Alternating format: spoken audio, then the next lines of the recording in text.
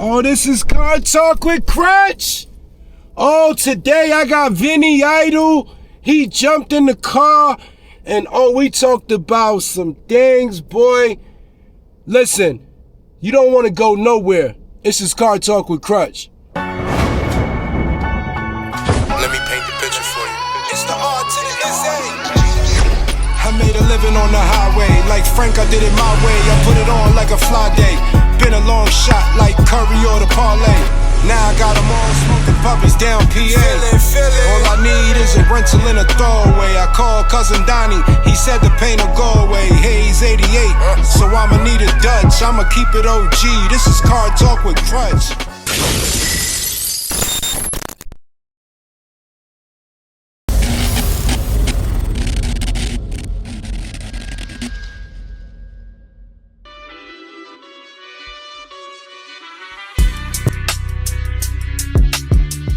This episode is sponsored by the Smoke Puppies. It is movie night at the Smoke Puppies.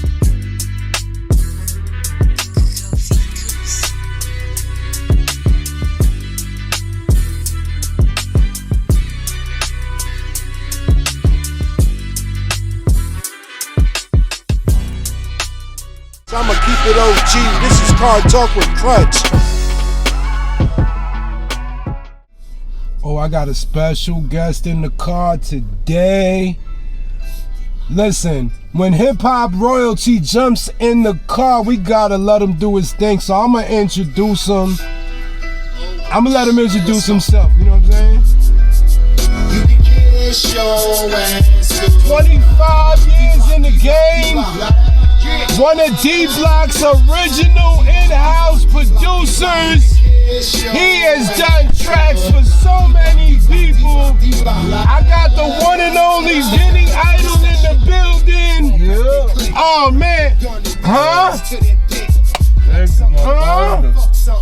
Kartalk. Hey, look. This is a special moment for me. I want to say thank you very much for taking the time out of your busy schedule to jump in the car with us and to have a, you know what I mean, a quick sit down and to go over some important stuff. But let me start with this, because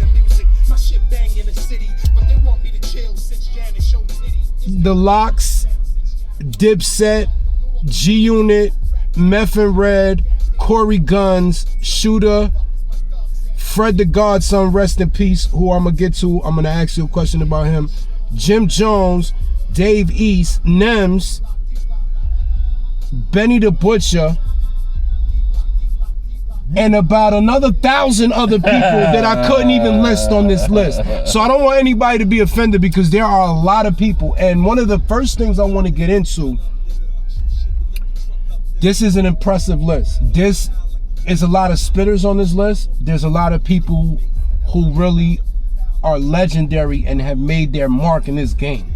But one of the things, the first thing I want to ask you is this. There are a good amount of people that you have recently worked with in the last couple of years that haven't broken out just yet. You know what I mean? Still working, still getting to where they gotta go. But there is a good amount of those people that I saw. And I was sitting there like, one of the first things I want Vinny to do is tell me about these people. Tell me about some of these artists that you're working with right now. Do you see the next star in one of those people? I mean, it's like, I see the star in everybody, kind of, man. You know what I'm saying? Like a lot of artists that I work with, I kind of see star quality in them. You know what I'm saying? Mm-hmm. You know, because, you know, there's different levels to it. You know what I mean? You know, it's room for stars. Everybody to be a star, man. Absolutely. You know what I'm saying? There's room for it.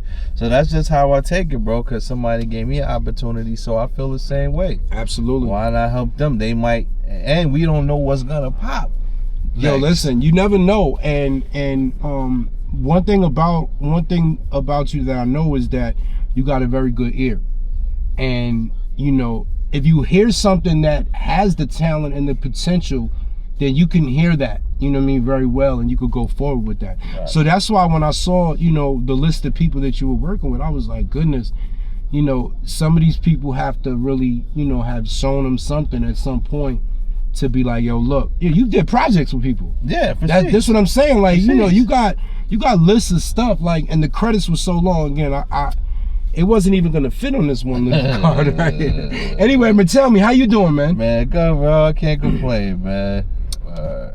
My man Vinnie Idol, man. So one of the things that sticks out is that you got with the Locks and D Block at a very, very early part of your career. Yeah. Tell me how that took place. How'd you get that opportunity to get with them, to play beats with them? And then how does it feel to be one of the members, like you etched in stone as one of the members forever? Like you're an in-house producer for them. So, tell me how you got started and tell me how that feels. That, man, I mean, the feeling is good, of course. I mean, to be associated with, the type of legacy that they hold is like, just another level of hip hop. You know what I'm saying? It really is. It really is. It all started through Super. You know what I'm saying? Through Super Mario. Super you know Mario. Damn, you want to know the funny thing? I used to party with Super Mario in the tunnel in 1997, 1996, 1998. Yeah. I believe, if I'm not mistaken, did he work with Diddy at any point? He was, yeah. right? Okay, I did. I wanted to make sure I wasn't. That's a fact. I wanted to make sure I knew what I was saying. Yep. But I remember Super Mario being super important in them days. Okay, so go ahead. Yeah, Super's the man. That's who. Shout out to Super Mario, man. Definitely shout out to Big Boy. That's who linked it up. Once I got with Super, because we was all part of this production company, One Man Spank. Once we all got that linked up, it was just crazy because he was already with them from Bad Boy. You know what I'm saying? Mm-hmm. So once they did the transition. Okay, so that was at the beginning D-Block. stages of the Locks being on Bad Boy. Yeah, from Lvmny. Okay, Yeah, he been with them, like, you know what I mean? Right. I came around later because once he, took me under the wing, and that's just how the shit started, like the D Block, like, you know what I mean? Like their first joint we did the Locks. Do you remember what your first Locks joint that you did? Yeah, Street Sweeper. It was off the Case. I was about to say that was on the K-Slay album. Yeah, Rest in peace to Street Slay, Sweeper, because that was another one of the people that was on this list. And like I said, you got so much credits. Yeah. I wish, and I know that a good portion of these credits weren't even available to see. Like, I know a lot of them were like underground and just people you did mixtape shit with. Yes, yeah. I mean, imagine what the mixtape credits were. They probably were like 1,000 of them. Yeah, so man, he was killing the mixtapes. you know what I'm saying? Because is one thing I remember was Vinnie Idol. Yeah. And I remember that heavy, and that was a little bit before Tag started too. By the way. I just wanted to say that. Early, that was early with that, right? Man. That's a factory. Oh man! All right. So tell me, I like to get the guest's perspective on the category, right? So what I want to do is ask you, when it comes to production, and it doesn't necessarily have to be a type of production, but when it comes to production, who would you put on your Mount Rushmore? This episode is sponsored by the Smoke Puppies. It is movie night at the Smoke Puppies.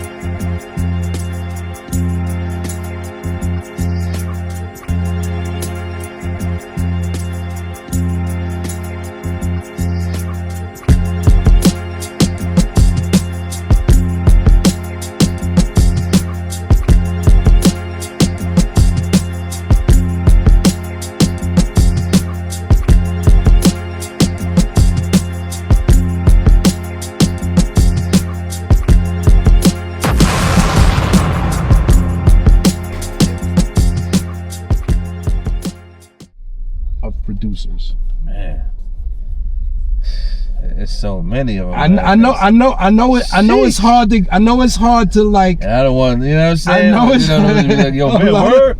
But I mean, I gotta. Well, honestly, like on the Mount Rush, the goats. Not for nobody to take personal on that. Yeah, the goats. The goats. I gotta say like Quincy Jones. I mean, of course, like guys like that. You know what I'm saying? Quincy Jones. And and man, I'm trying to see it. So many Tom Bell. See, I go back. I look at like producers that we kind of sample from. Right. You know what I'm saying? That made the ill joint. So it's a bunch. You've been around for a long time, so I wouldn't expect you to say somebody that maybe came up after you. You know what I mean? This is something that people inspired you that made you want to be great at what you do. Yeah, but I was definitely inspired. I mean, you know, you had the Marley Mars and Pete Rocks, you know what I mean, the Buck Wilds, the Diamond D's. You had, you know what I mean. So you talking some vintage people right now? That's how I came, you know, looking up to them. Right. Like, I'm running in them into the record shops and different stuff. Like, oh, that's who that is. Like, you know what I'm saying? Like, I just read the back of the record. That's the same cat right there. Like, oh, what? Yeah. So, you know, I came up in those days as a youngster looking at, and, you know, I started young, bro. You know what I mean? Because I was like, you know, a little musical protege playing drums at the age of 5, 6. The Bronx. In the church. Yeah, in the Bronx. You know what I'm saying? I was traveling already as a youngster, you know what I mean? With my grandpops, because he was like a preacher, but, you know, he sung a lot, like did a lot of quartet work, like, you know what I mean? My whole family just had a crazy musical background, bro, that I was just, you know, I wasn't forced into it. It was just like, yo, it's came my together. Blood. Right, it came together. Yeah. It was right there for you. So in the Bronx, like, did you have a producer when you were coming up as a youngster that you looked up at and been like, yo, I need to get to where he's at, or I would like to, you know, be recognized like that? Man, it's like I said, it's so many, but really my man Kevvy Kev, because he was the first one I seen had like a real lab in his crib, you know what I'm saying? Like, you how know, the production is really set up. Yeah, and they were signed to majors, and I see how people, like, you know, they was called the Juggernaut. So I see how they were signed back in the days. He did a lot of records, remixes, you know what I mean? So I used to go over there like, yo, this is kind of what, you know what I mean? That's what you want to do, yeah. Yeah, you know, that was, you know, on the Bronx side, you know what I mean? So, you know, it was really my man Kevvy Kev, like, you know what I mean? He, you know, he definitely made me like, oh, this could be done. And that's before I really started looking into like the star producers, and you know what I'm saying? Right, you know, this was right there, the local inspiration, the one that was right there. Yeah, it was right there. I'm like, yeah, okay, you know, this is all right. Yeah, because before before the videos and the magazines where you see the stars, you got the people that's right there where you're looking at them and you're right next to them, like, what the hell? So that's dope. Growing up in the Bronx, man. Yeah, man, growing up in the Bronx. You had Slick Rick, you had everybody. Man, Slick Rick. You know, it was different, man, the culture, you know? I'm doing a piece on Kartalk with Krutch about the over 40 rappers, right? Because it seems like there's just a bunch of them right now, right? It seems like a lot of them are popping up, right? So I'm doing a piece, and in that piece, I'm concentrating on Slick Rick's album. And I listened to that album from top to bottom, and I was like almost stunned that he basically still sounds the same exact way, if not better, than he did 30 years ago. And the thing about it is, about, you know, just to touch on that one particular thing, is that his topic play and the things he's saying are still the same. They didn't change. They didn't change. You see, that's the thing about Slick Rick. Nothing changed about Slick Rick, from the cadence, from the delivery, from the stories. Everything is still identical. And that, in my estimation, is very difficult to do at this amount of time later, not to try to change with the time, try to adopt, try to do other things. So just listening to that album, it was crazy. He had a joint on there with Nas that's out this world. Yeah, that's what it was. Yeah, he got a joint with Nas that's out this world. I tell you what. All right, so you had probably 2,000 studio sessions in your life, if not more. But there has to be one that sticks out to you more than anything else.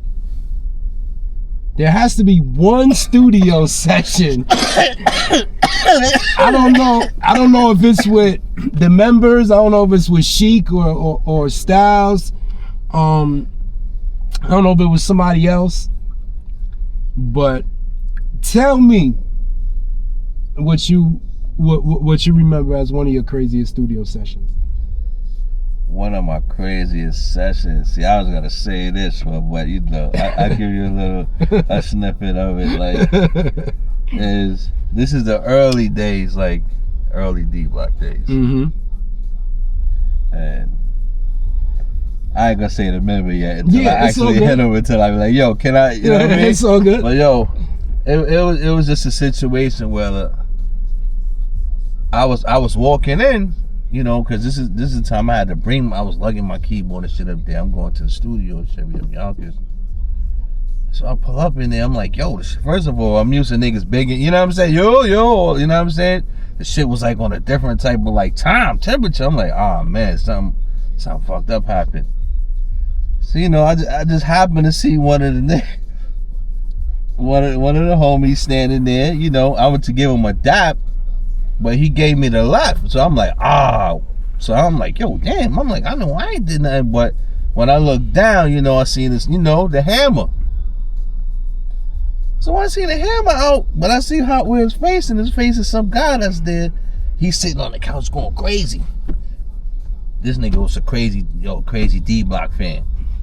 Watch how his man went to one of the homies' cribs, right? He was like the cable man or something, fixing that cable, found out whose crib it was, told his man. His man popped up on the front. Now, mind you, you know, this is where his family is and all of that, you know what I'm saying? Popped up on this guy's front step. You know what happened. He got yanked up from, you know, wherever he had to go, you know what I'm saying? The ride down, this is the story that was told to me. Yanked him all the way down, you know, paused the ride all the way down, bang. Brought him to the lab, you know, he had to be interrogated, like, yo, you crazy? You crazy? So I'm like, yo, these fans is crazy. Yo, bro, niggas to do some crazy shit to get on, man. It ain't as crazy as it now, but back then, bro, like, yo, and he was ready to die. He was like, you kill me now. I'm looking like, yo, niggas is really, this is my first time ever seeing Duke was really going crazy. Like, yo, man, you want to kill me, I'm a big fan, you're a rapper and everything. Yo, I'm like, yo. So this dude shows up to the crib.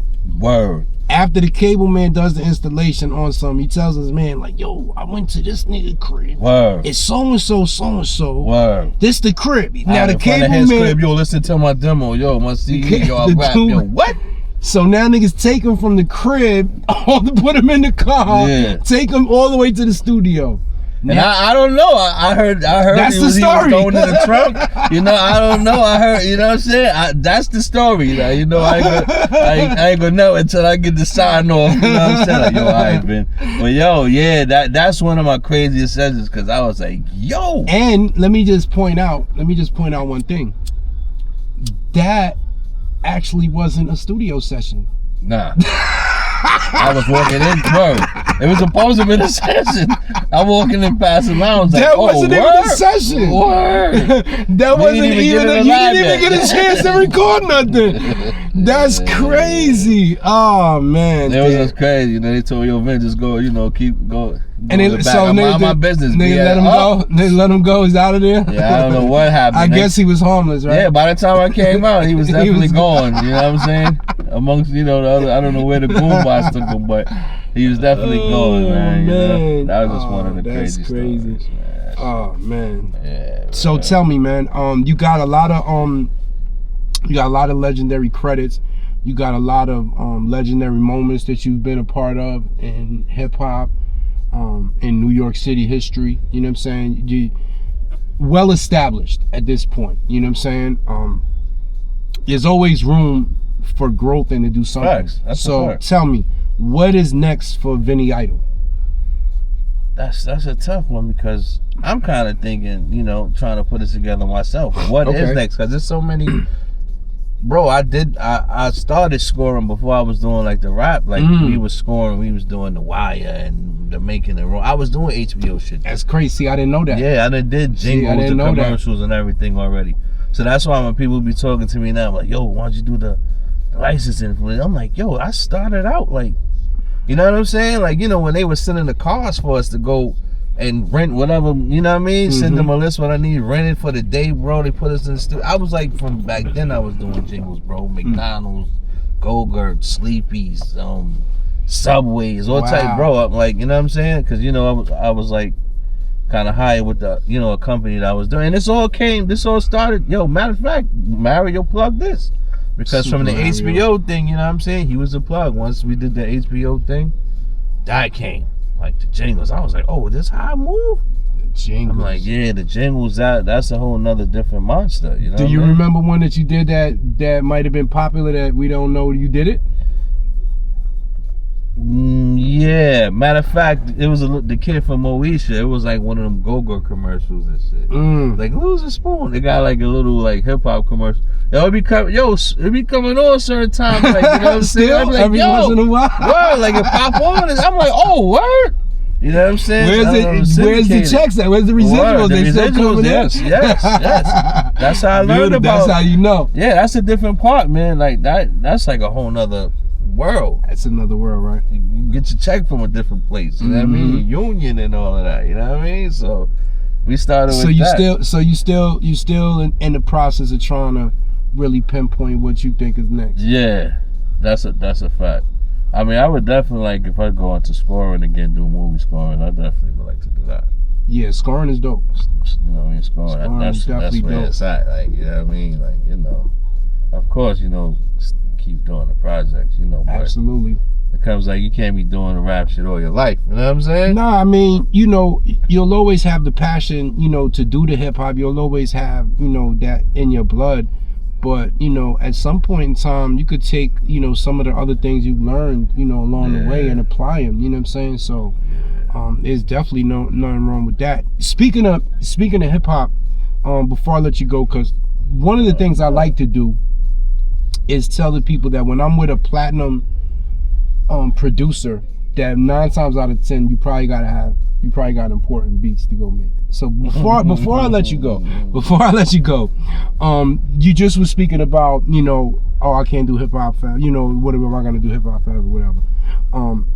Where do you see hip hop now, and where do you see it going? Because I'll be honest with you, before you answer that question, I don't really like where we are at right now. I agree. I don't know where we're going. That part, I'll be honest with you, right? I've been listening to hip hop since '83. The first tape I ever bought was Run DMC and Fat Boys. It was '83, '84, '85. My mother bought me the tape. I remember writing down, I said, oh, I wrote down all the singles for the Fat Boy. I said, I want this one, I want this one, I want this one. She buys me one tape. I start crying. Like, yo, what happened to all of the singles? She said, they're all right there, Pop. So at that time is when I started buying hip hop. At that time. Right now, I cannot imagine a time that I have been more disappointed with what we are doing. So just tell me, in your estimation, you know what I mean, what do you think? Man, you put it in a nutshell, bro. Pause.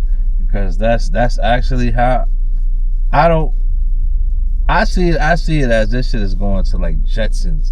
Like and how I mean is, you remember how, I don't know if you remember the Jetsons cartoon and all that shit. Remember how much everything was hologrammed up, it was faked up, it was AI. They was doing AI back then, bro. So now we don't know who's dropping, because it could be a whole album, you know what I'm saying? You know, generated. You don't know, and then they could give us a hologram, and you could go to a hologram concert now. So where is it go? I don't know. Like, it's like Jetson movie. We don't know where. All right, so we don't know where it's going. We don't. But in my estimation, the creativity level of what's being made right now is at a low standard. Oh, that's a fact.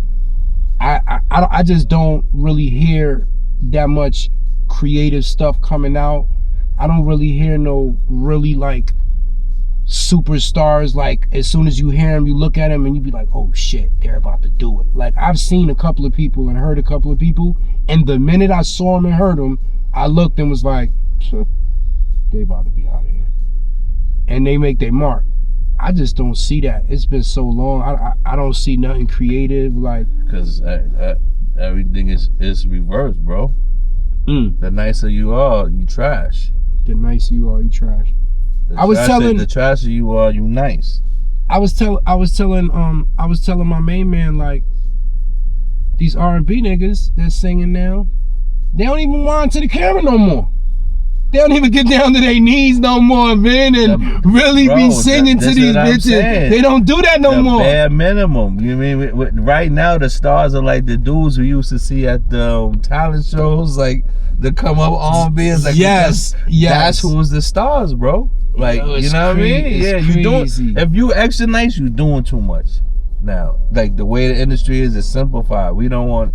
We here to like turn up in the club. We don't want to hear all that. Like, you know what I'm saying? Nah, OG, get out of here with that.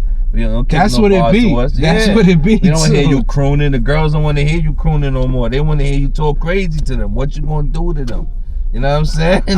You gonna cause a waterfall? What you gonna do? They don't want to hear you crooning no more. Listen to the song. They don't want you begging they don't want you begging no more on the song. No even the dude singers is like laming it up. They don't want to know.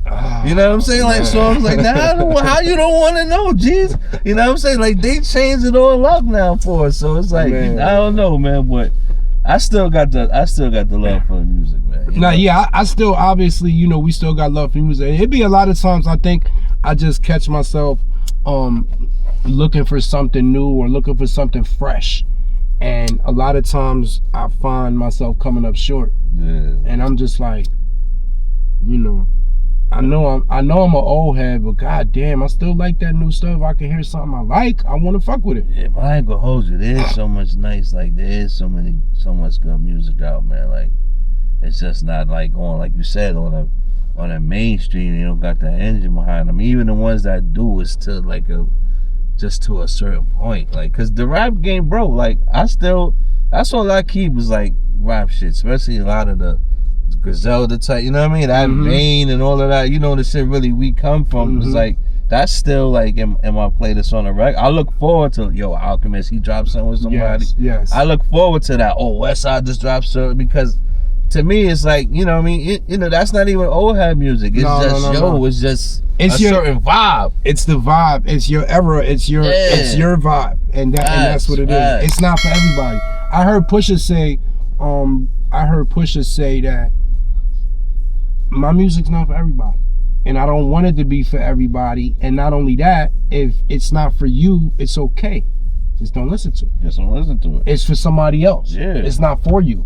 And if you don't want to listen to it and you don't like it, I don't want you to listen to it. Have a good day. Yeah. It's for this person over here who understands what my pain that I'm talking about. So I dug that when he said that. You know what I'm saying? I really understood that. Now, if you could rock like that, then you in the game. That basically just is, he's basically saying like, yo, I do this for me and I do this for the people that rock with my story. Yep. And that's it. You know what I mean? If you don't want to fuck with it, it's all good. Have a good day. You know what I'm saying? Yep. And guess what? There's a million of them. Right. There's a million, you know what I'm saying? Who love, I say that in every interview, there's a million that loves everything out here. So you just gotta find, tap in. Exactly. Into that energy, All right. So one of the credits that you had was Fred the Godson. Yeah. I want to ask you something about Fred really quick. Did you do the song in the studio together with him? Yeah. We did a few songs, man. Man, rest in peace to the bro, man. Yes, rest in peace to Fred. Before he passed, not too long, he was at my lab, like, remember sitting on the floor. He had wrote a verse. We only got one verse now. And then, you know what I'm saying, he's gonna come back and finish the joint. Oh, so he left something half done. In your estimation, was Fred the Godson the best metaphorical rapper you've ever heard? Oh man. I mean, that's tough. A lot of rappers. That's like, what I'm saying. Like you've been around Styles, but metaphorically, it's like I think he's another level. Yeah, because that was him. Just everything was just, you know what I mean. He mastered the metaphor. You know what I mean. And he mastered it at an effortless rate, bro. I mean, I never got a chance to work with him, but watching him and listening to his bars at times, it was effortless. Yeah, he just makes something out of. I'm like, yo, wait, how you made? Like, huh? Like the metaphor, you know what I'm saying? Yeah, Fred was crazy, man. I've heard him say some crazy thing, man. Rest in peace to Fred the Godson. I know that has to be an honor to have had that work and done with them. Yeah, man, was definitely an honor. Shout out to the whole Blockwork family, you know what I'm saying? Yeah, that's twins and everything, you know, definitely, man. It was a good time, you know? They have a documentary called The Ghost of God, and Heatmakers did the whole soundtrack. Dope. Yes. Dope. So shout out to Arsonist. Shout out to Arsonist. We were talking about the Fred the Godson documentary on our interview, and I can't wait to hear that. Yeah. I can't wait to hear that. And he said the documentary has a lot of really good people on it. So nice. You know what I mean? Look out for that project. Before I let you get back to making some platinum production, I got some.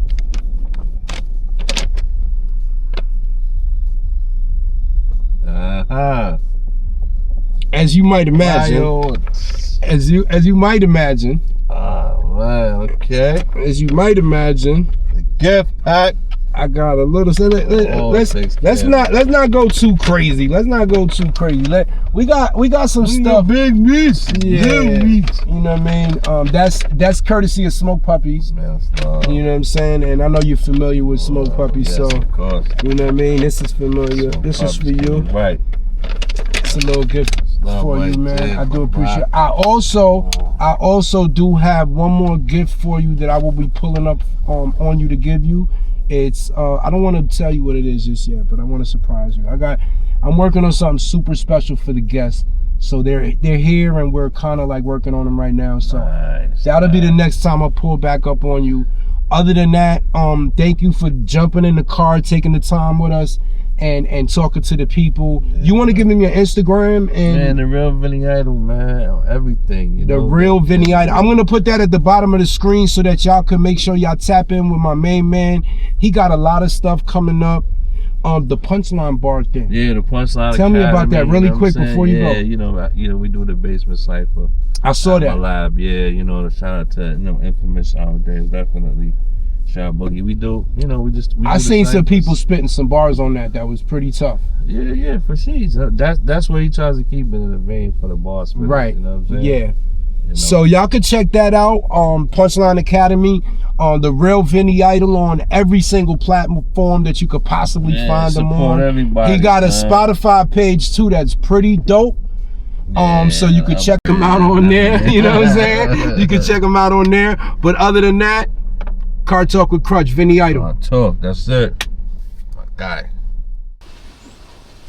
Yeah, it's your boy Vinny Idol, man. We checking out Kartalk with Krutch. You up next, you heard? Shout out to my man Vinny Idol, man.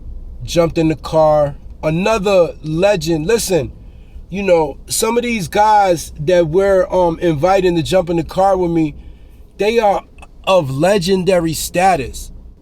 Shout out to my man Vinny Idol. Again, D Block, LOX, New York legend. It's really not much said. You know what I'm saying? I would like though, you know, I would like to see if we could find out who that member was on that in that story that he was telling me. That was pretty dope, man. I would like to hear that who that one was. One of our sponsors today is 236 Print. They specialize in all your printing needs for your cannabis brand. Black jars, clear jars, bags, stickers, die cuts, boxes, carpets, tablecloths for all your pop-up needs.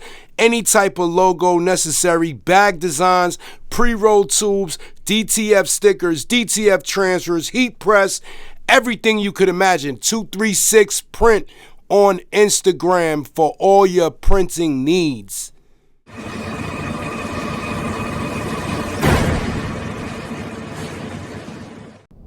Walked in the baseline one day. This was 2002. Cam's album hadn't come out yet, Come Home With Me. But he was in the process of making the album. Old Boy had just started ringing off. So the Old Boy was out. We were in baseline every day. They were recording, you know, Cam was recording Come Home With Me. So they were there every day. They called me to the studio and said, yo, come through. I bet I'll get over there.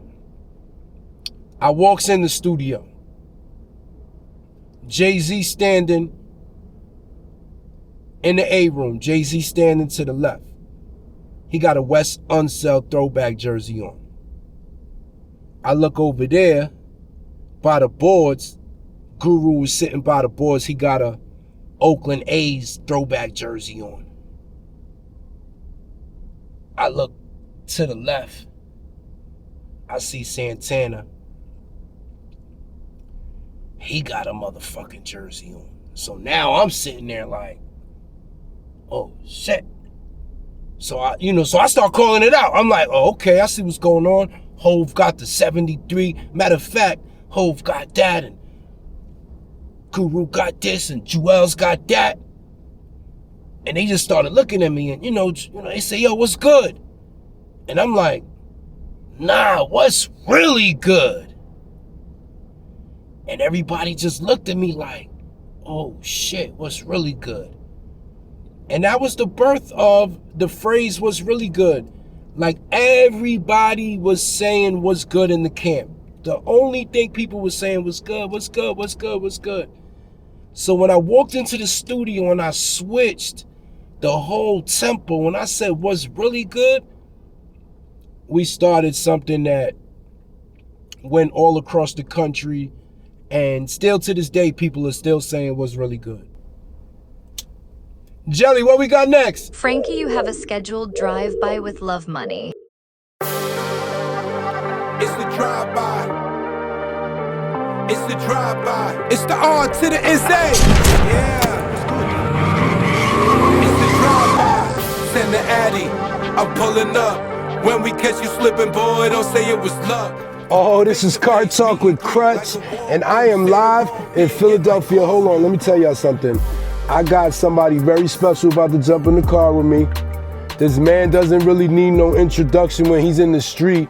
He is the king of the waffle back hoodie. Let me tell you something, Philadelphia. He don't go nowhere where nobody don't know where he's at.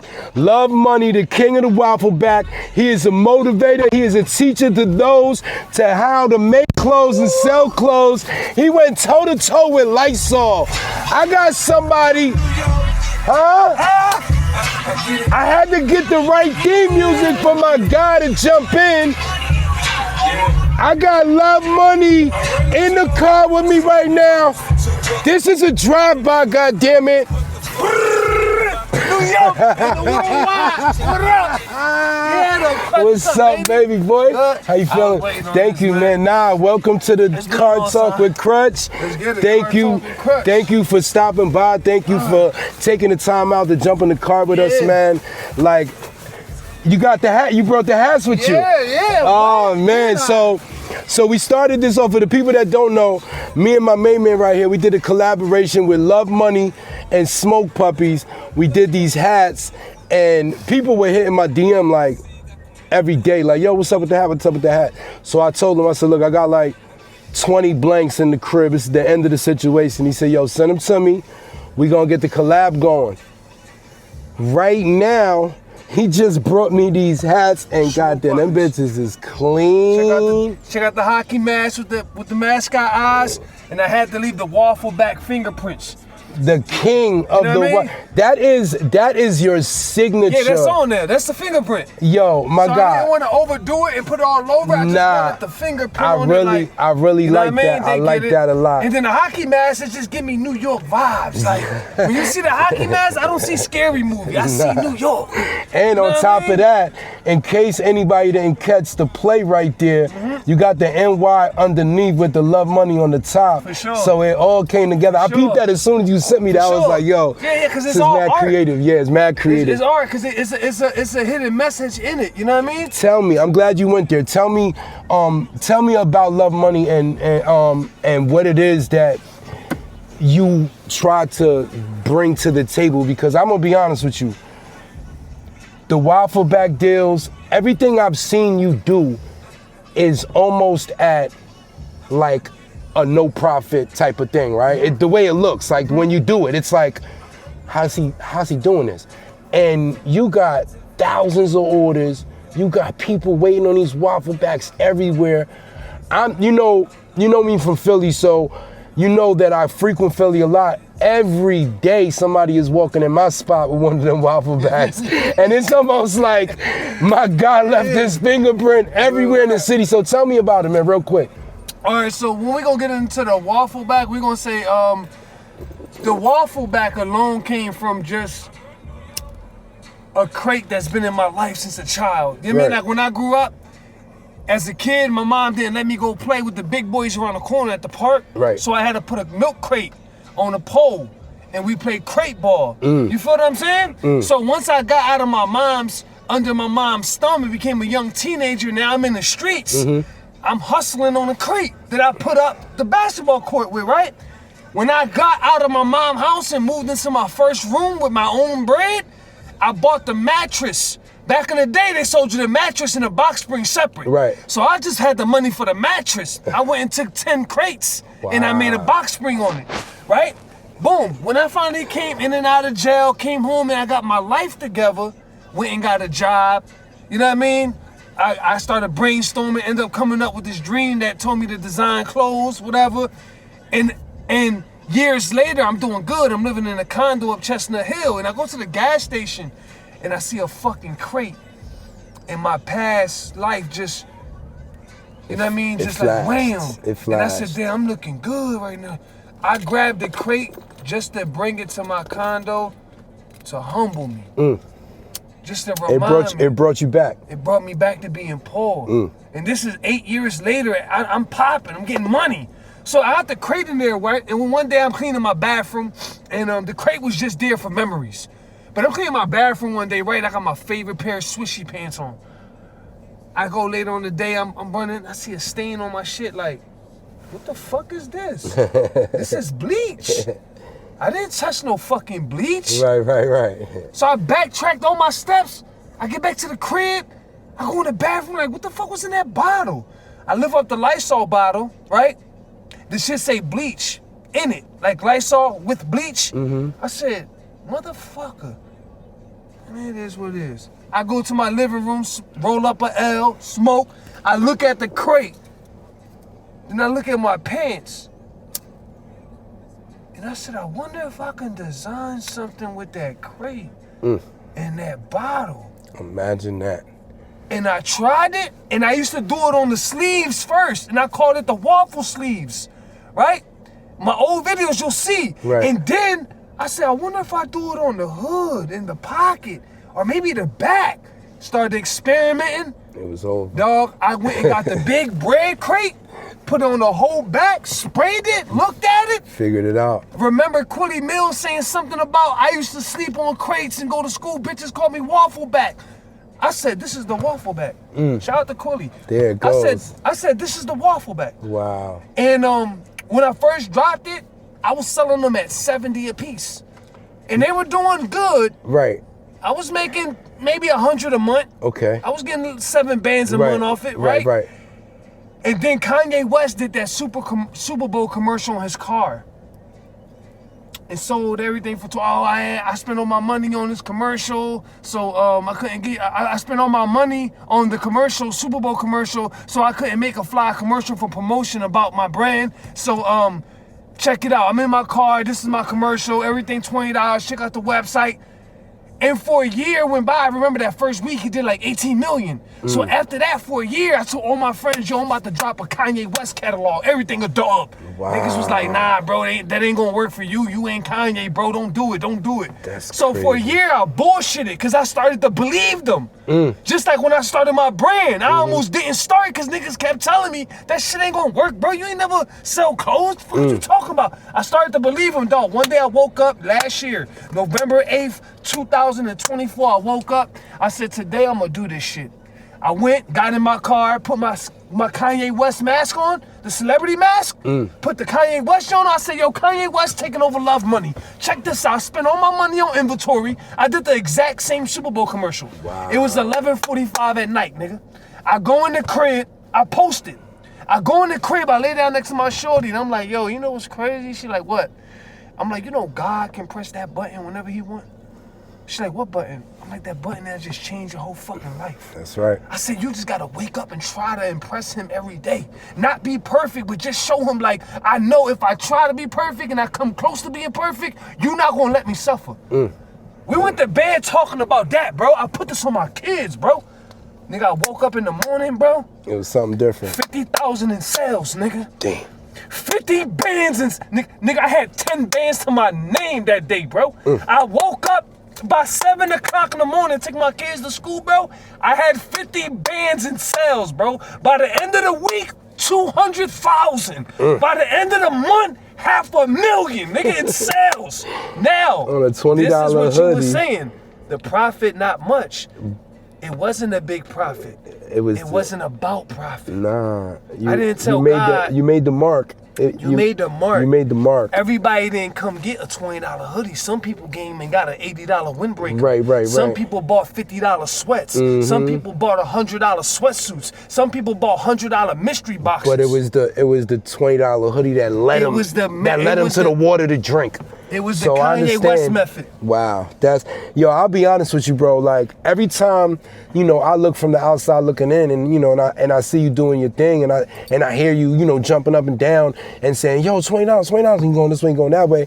I think to myself, because I make merch myself too, and I say, "Well, damn, I pay X amount for a hoodie," and I'm like, "Damn, it's just, whew, how's he doing this?" And a lot of times, that's the method that a lot of people don't understand.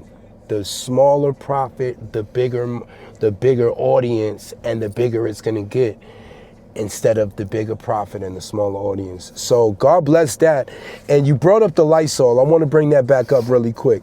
You went to like a mini war, like a little mini war with Lysol for a quick second, right? Yeah. What you did became so creatively genius that got back to them.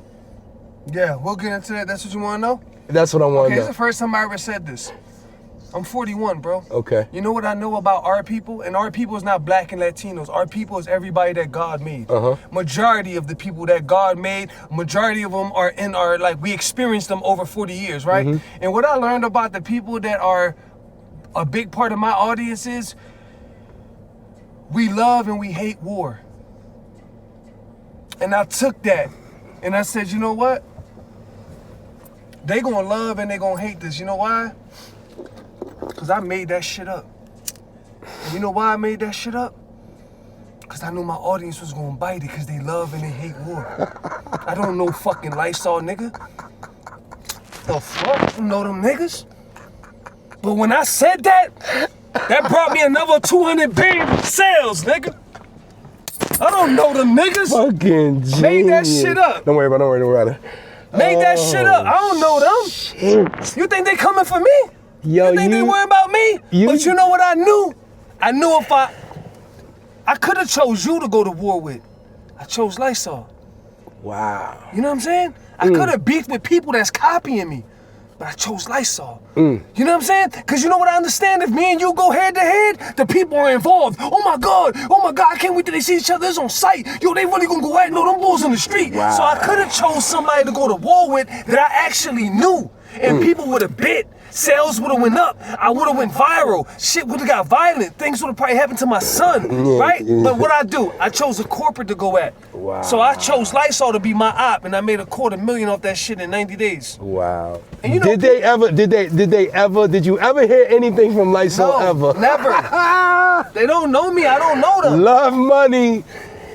Listen, this is a drive-by. He's never told anybody this, but the true story on Lysol was that it was a marketing scheme. That's it. To get it. Yo, you're a genius when it comes to what you do. I love the inspiration that you provide. One of the things that I really admire about what you do is you basically teach people how to do this. You also got an ebook out right now about this type of process and what the best steps are to go about getting your brand off the ground, some of the vendors that you use. This is not the type of stuff that brands do, right? Sure. And like I've been around a while. I've watched a whole bunch of different things happen. I'm watching you actually show people how to design, give people tips. I mean, a lot of this stuff is just not done by anybody. Tell me, you know, where does that come from? Like, what type of inspiration do you have when you do that? Okay, so when I first started the brand, it was 2014. It was the month of December.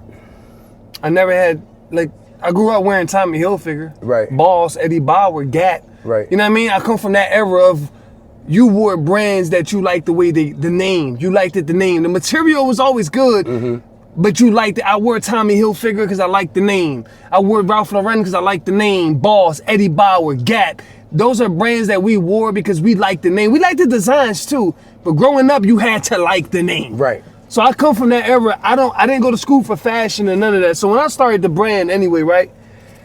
The brand, if you watch earlier documentaries on YouTube about how I started, you understand in the beginning the slogan is called "No man is rich until no man is poor."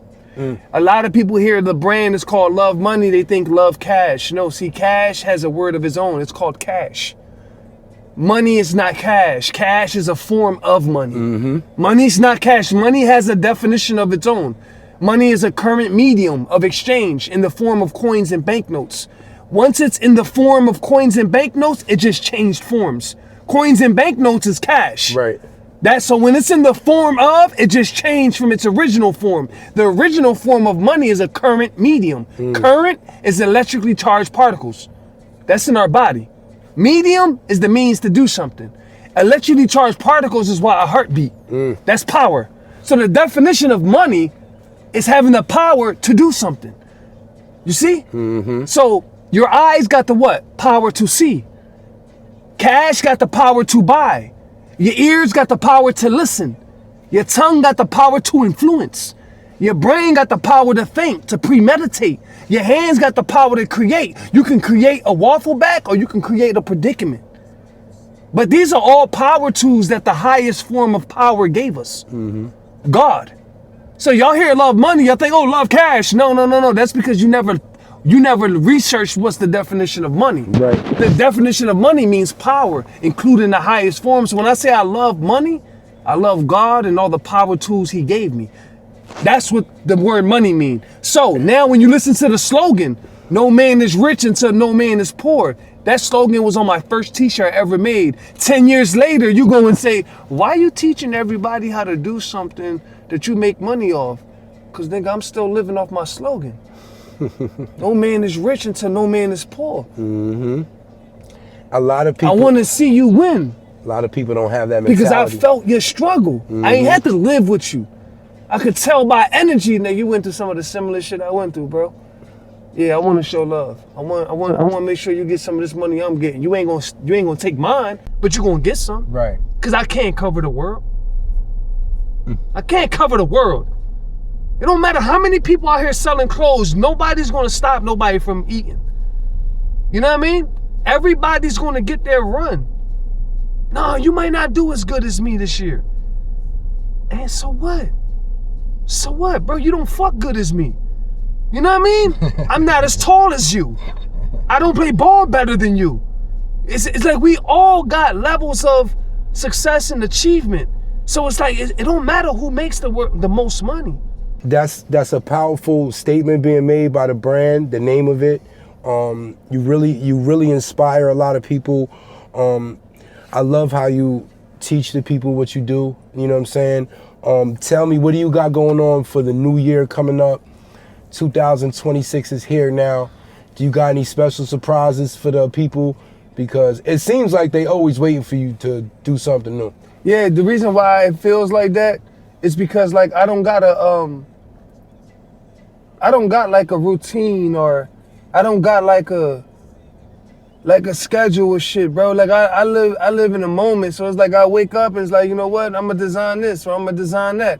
And you might get it for a week, you might get it for 2 weeks, you might get it for a month. Wow. You know what I mean? The waffle back run was so much, nigga, that run was so crazy, like you can't even make this shit up. Look at this shit, bro. That's this year. You see it say 365 days, right? 700,000, bro. You know what I mean? This was my biggest year ever. I never had a year this good. You feel what I'm saying? But this also came in my 10th year. So it's like when you say, it takes time. I mean, I ate every year, leveled up every year, but this was the greatest year. Right. And it's going to be greater next year. But the point about what's next, it's whatever God got planned. You don't for even really know. It's whatever's going to happen it's the next day. whatever God got planned, bro. Like it's like, it. you know what I mean? You I just, like it. And that's why I tell people, tomorrow if we both wake up, it don't matter how much money, more money I got than you, or how many more followers I got than you. Bro, we on common ground tomorrow in this field. Like, I can't wake up tomorrow and be hotter than Jay-Z. No. Hotter than Lil Wayne. Nah, I can't wake up. what you're saying. You know what I mean? We talking about merchandise though. Right. We can both wake up tomorrow and design a piece. And if God wants you to get 20,000 in sales, you're gonna get it. That's just how it works. And it's just, it is what it is. We're all shooting dice. Every day is a gamble. You know what I'm saying? So it's like me, I'm betting on myself every day with merchandise, bro. And it's working. That's it, and it's working. And it's working. And there was a time when it wasn't working. But you kept at it, And though. I just gave samples out. And you kept Like when at they it. didn't want to buy it, I gave it away. And I tell people today, stop chasing the dollar. If you chasing the dollar, it's gonna keep running.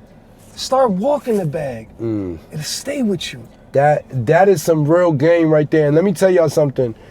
My main man right here will tell you, I speak to him for advice on my own on how to do things because he's very inspirational. He knows exactly what needs to be done and in the process it needs to be done. And I want to say thank you for taking the time out, For sure. jumping in the car. We got a collab. We want to For talk about that real quick let's before talk we about leave. this for sure. So with this collab right here, y'all already know what's going on. Smoke Puppies, y'all know the brand. Stop it. Y'all already know. Come what on, we y'all know, doing. y'all know what it is. The side, you see the New York with the gas hazardous sign, right? New York. You see the hockey match with the Lvmny eyes. This just all New York and Philly right here. You know what I mean? And what keeps us like united is that guys, that Smoke Puppies. You heard me? But from Philly to New York, from New York to Philly. You know what I mean? Yes, sir. On the gas pike. Yeah. You You know what I already mean? And then know. right here we got the fingerprint of the waffle.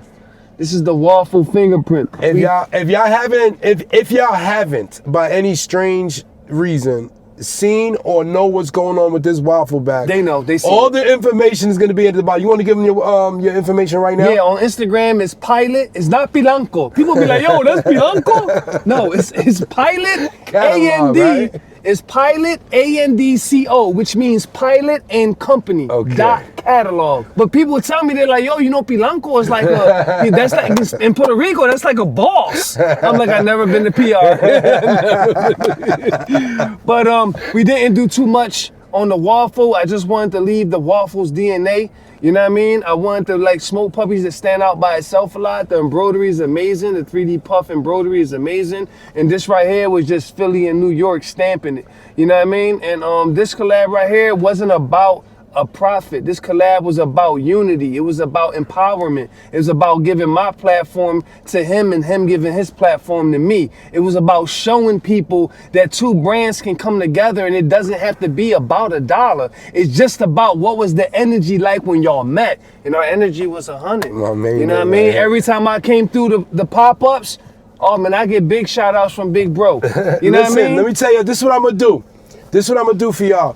If y'all know where to find me at and y'all know how to catch up with me, I want one of y'all to come catch up with me. Tell me that you saw this episode and you saw this video. And I will give you one of those hats on us. No charge. Because it's not about the money. So if you tell me you saw this episode and you hit me and be like, yo, Krutch, I saw the episode. You got one of them hats for me? I'm gonna keep a nice amount right there in the cut, and we're gonna give these away. We're not even gonna sell them. We're gonna give them away. But if you got 200, we might. You wanna sell one or two? Yeah, we definitely sell one All or right, two. but if they got a couple of dollars, we can sell one. Y'all or ain't two. never gonna see this again. Y'all never see these again. These are one-on-ones. For sure. Every single one is handmade. So none of them are identical. That's one of the dopest things about your brand when you make your stuff. Nothing is identical. Yeah. Lvmny jumped in the car. I want to say thank you before you go though. You know I can't. You know I just got to do things the right way. You don't. What we talking about? What we got in there? Show Some me. puppies. Ooh, Smoke Puppies. Puppies for the New Year's. Start the New Year's off right, man. Make sure you lock in with bro and stop by and get some of them smoke puppies. We got a pop-up coming up, some poppies. Yeah, you know how they do. They gotta know how to reach me though. Okay. This right here is this is the wire. Okay. So I got Avon. It's the wire pack. Barksdale. I got Omar. Do y'all know about the wire? Omar? Some of these YNs don't know. Tell them they could go on HBO. Google it. They could go on wire. HBO. I got Stringer. You know what I mean? Stringer. And I got Marlo, who was probably one of the original YNs in B-More, right? Marlo was that Marlo was that dude. Lie. So I got some of that for you for New Year's. I appreciate you pulling up, jumping in the car. In the building. Lvmny. This is a drive-by. This is Kartalk with Krutch. Kartalk with Krutch. Listen here, right? I want to tell y'all something too. This ain't gonna be the first and only episode. Nah, we're gonna jump in the car. It's easy, man. It's easy money right here. What's up? Y'all already know it's the pilot, the founder of the Waffle Back. I just did a drive-by with Kartalk with Krutch. Yeah. You better stop. You better stop. I tell you, I know all the players in the city. All the hustlers, all the niggas that get money. Stop playing with me. This is Kartalk with Krutch, and this is Lvmny. Stay tuned. Philly to New York. Get DoorDash on the line. I'm sick of this shit. Nah, for real. Hold on. I'm sick. Now, we're going to get down to the bottom of this shit right now. I am sick of this shit. I'm sick of this shit. They forgot my fucking napkins again. Nah, I'm sick of this shit, Jelly. Like, why is it every time that I get DoorDash or Uber Eats or whatever the fuck they're called, whoever the fuck they are, why is it that they don't think that people need napkins? Well, just in case you might have thought, just because I'm ordering DoorDash doesn't necessarily mean that I'm at home and I got napkins and I got forks and I got all plates and I got all that shit. Why is it every time that we order, you can't just send us what we need? How are you gonna send me the food without the fork? I'm sick of this shit. And then, what type of slob doesn't have a napkin to wipe his mouth? I'm just saying, this shit is getting out of control. Like, come on, we gotta do something about this. Yo, you know how many times I've called DoorDash or I've put a complaint in? I'm talking about time after time after time after time. Oh shit. Jelly, they didn't give me my forks.